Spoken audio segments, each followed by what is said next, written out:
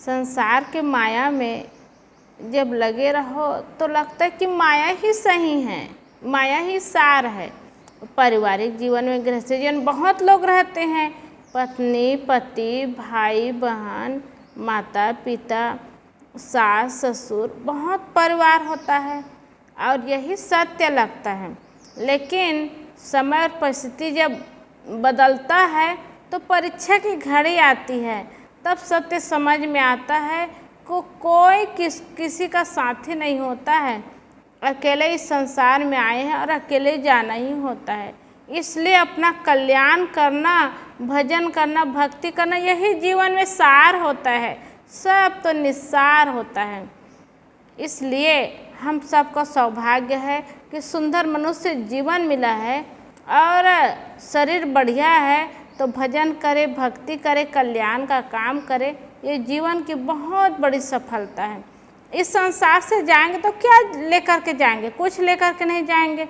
और जितने परिवार के में रहने वाले वो भी कोई साथ में जाने वाले नहीं, खाली हाथ आना है, खाली हाथ जाना है। अकेले आए हैं, अकेले जाएंगे, कोई साथ में नहीं जाएंगे। मोह के कारण, माया के कारण दुखी होंगे, रोएंगे, ये तो बात अलग है, लेकिन जाना तो अकेले ही पड़ता है। इसलिए संत महात्माओं के पास आकर के सत्संग करे, भजन करे, भक्ति करे, कल्याण का काम करे, जीवन की सफलता है। एक बार एक व्यक्ति रोज सत्संग में जाता था, बहुत समझदार था, संस्कारी था। वो रोज सत्संग में जाता था तो सत्संग सुनते सुनते उनके मन में हुआ कि जीवन में कल्याण का काम करना चाहिए, भजन करना चाहिए, भक्ति करना चाहिए। और ये कब होगा, कैसे होगा? गुरु संतों के पास रहेंगे और संतों की बात सुनेंगे और संतों के पास रह करके सेवा करेंगे, भक्ति करेंगे, तब कल्याण का काम करेंगे। लेकिन घर में माता पिता है, पत्नी है और इतने लोग हैं और ये लोग मुझे छोड़ेंगे नहीं। उनके मन में सोच हो गया, ये लोग तो मुझे बहुत मानते, बहुत चाहते हैं और मैं चला जाऊंगा तो ये लोग मुझे छोड़ेंगे नहीं, जाने नहीं देंगे और दुखी हो जाएंगे। यही उनके मन में था। तो एक दिन अपने गुरुजी के पास चर्चा करने लगा कि गुरुजी, मेरे मन में भी इच्छा होती है कि मैं कल्याण का काम करूं, भजन भक्ति करके जीवन को सफल बनाऊं, लेकिन मेरे परिवार के लोग मुझे बहुत मानते हैं और मुझे छोड़ेंगे नहीं, और जब तक गुरु संतों के निकट रहूँगा नहीं, मैं कल्याण का काम कैसे करूँगा? तो उनके गुरुजी कहते हैं, ठीक है बेटा, एक बार परीक्षा करके देख लो कि परिवार के लोग कितना चाहते हैं, और आप है तब तो आपको बहुत मार रहे हैं, लेकिन आप नहीं रहेंगे तो क्या वो लोग रह पाएंगे कि नहीं रह पाएंगे, जी पाएंगे कि नहीं जी पाएंगे? इसलिए एक बार परीक्षा करके देख लो। ओ भाई बीच बीच में कहता था परिवार वालों से, कभी पत्नी से कहता था कि मैं संतों के पास चला जाऊंगा, सत्संग करूंगा।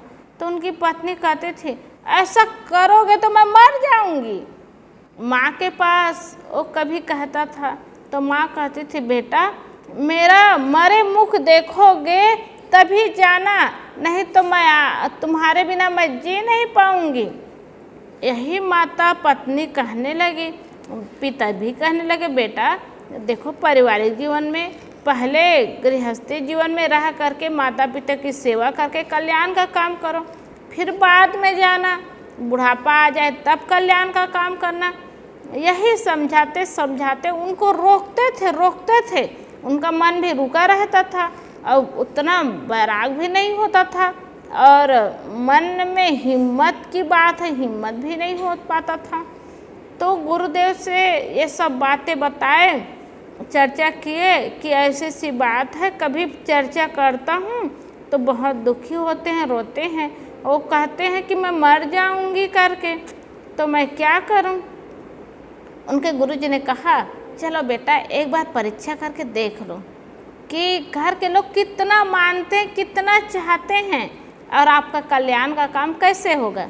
तो क्या किए, वो प्राणायाम करते थे, सांस रोकने वाला। तो कहे सांस रोकने का काम कर लेना, और सांस रोकने का काम करना और उठना मत, और बिल्कुल बात बिल्कुल नहीं करना, सांस रोक लेना।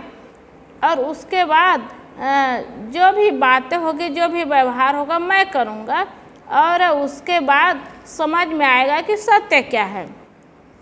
तो वो जब घर गया और दरवाजे के पास गया, सांस को एकदम रोक लिया, वो एकदम रोक लिया, फट से जोर से गिर गया। और गिर गया तो पूरे परिवार के लोग आए, पत्नी आई, माँ आई, बच्चे, उनके पिताजी आए, भाई आए, सब लोग आए, पड़ोसी के लोग भी आए, और सांस को एकदम रोक लिया था। तो सब लोग देखते थे तो एकदम मरे जैसे, हाथ पर कुछ चलता नहीं था।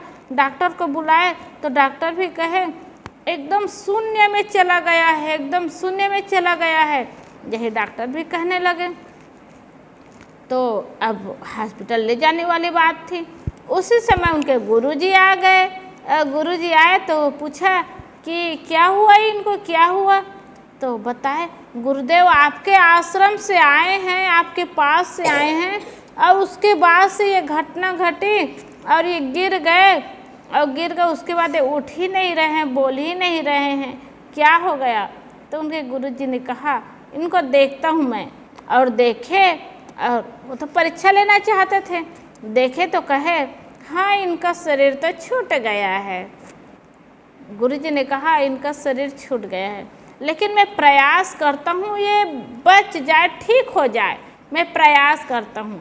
तो उन्होंने क्या किया, उन्होंने कहा कि एक बर्तन में पानी लाना, और पानी ला करके 7 बार इनके चक्कर लगाना, घूमना 7 बार, और स्मरण करना, एकदम पवित्र मन से घूमना। तो उनकी पत्नी थी, उनकी माँ थी, वो तैयार हो गए, पानी लाए कटोरा में, और पानी लेकर के एकदम बढ़िया मन बना करके मंत्र दिए थे, उनको बोलते बोलते घूमे 7 बार, और 7 बार घूम करके ओ कटोरा का पानी दिए। तो कटोरा का पानी लेते हुए महात्मा ने कहा इतना बढ़िया है, ये बच जाएगा, लेकिन एक शर्त है, जो भी ये पानी को पिएगा वो मर जाएगा, और वो ये बच्चे जी जाएंगे। अब कौन पीना चाहते हैं। तो उनकी पत्नी सोचने लगी मेरी तो अभी कम उम्र है, मैं पी कर के मर जाऊंगी, फिर मेरा जीवन समाप्त हो जाएगा, इससे अच्छा कहीं और जीवन जी लूँगी। पत्नी सोचने लगी, माँ सोचने लगी कि मैं मर जाऊंगी, मेरे और बच्चे हैं, मैं क्यों मर जाऊं, और फिर बच्चा आ जाएगा, कैसे मर जाऊं। माँ सोचने लगी, पिता सोचने लगा कि अभी तो थोड़ा समय है, एक बच्चा चला गया तो चला गया, दूसरा बच्चा है, दूसरों बच्चे को तो देखना होगा।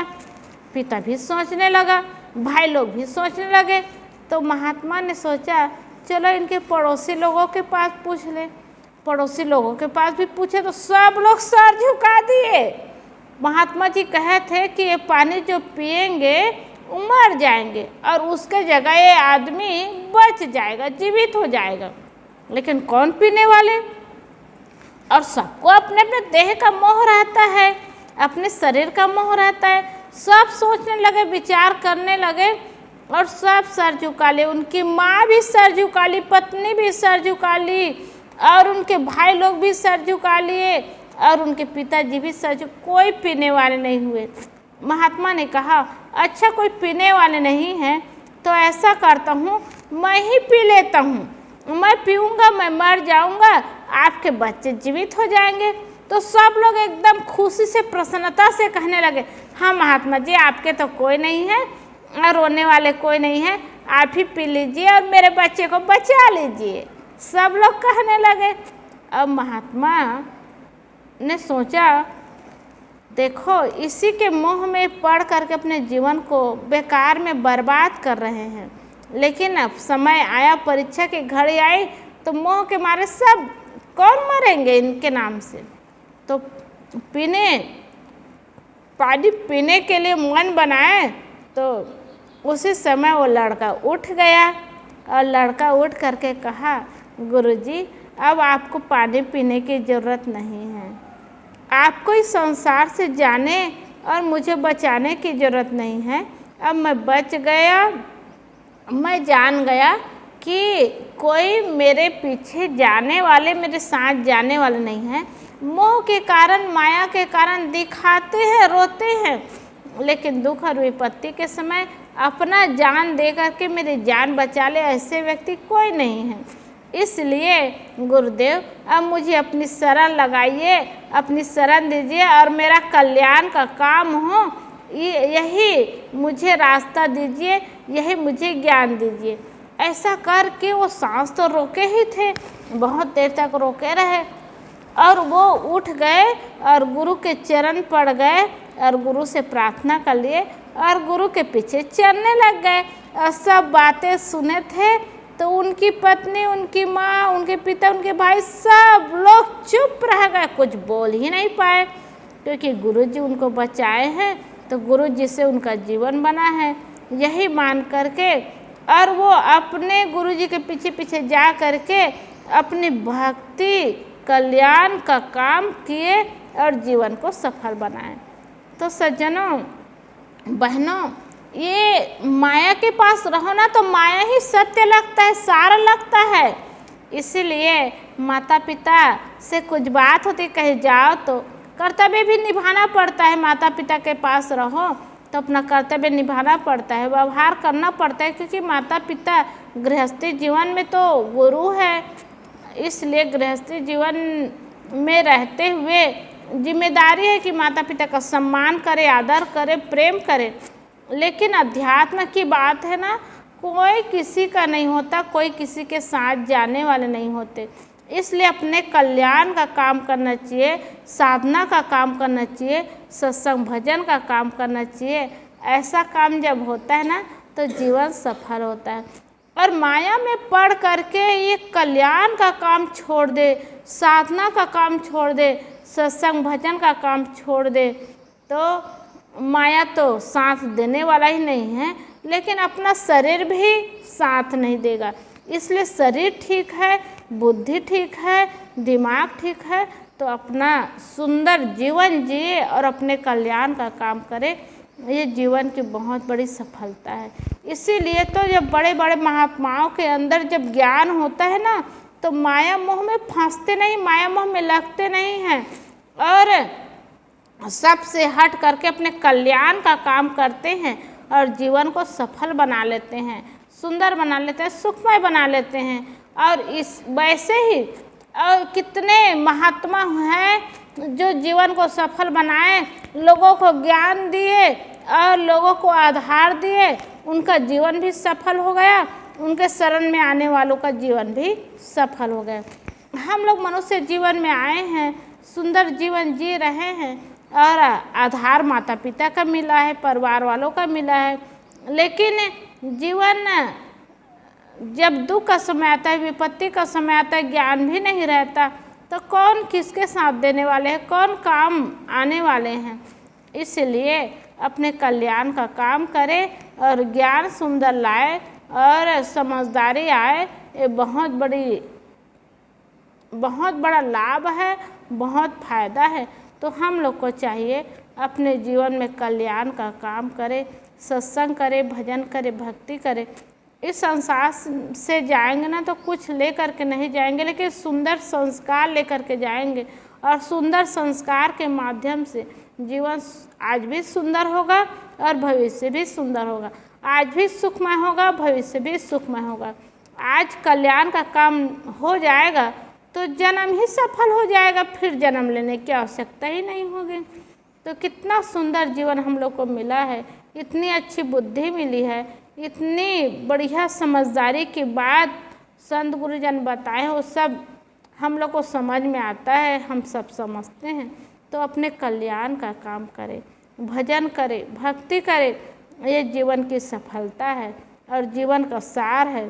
तो निश्चित है ये मनुष्य जीवन हम लोग का सफल हो जाएगा, सार्थक हो जाएगा।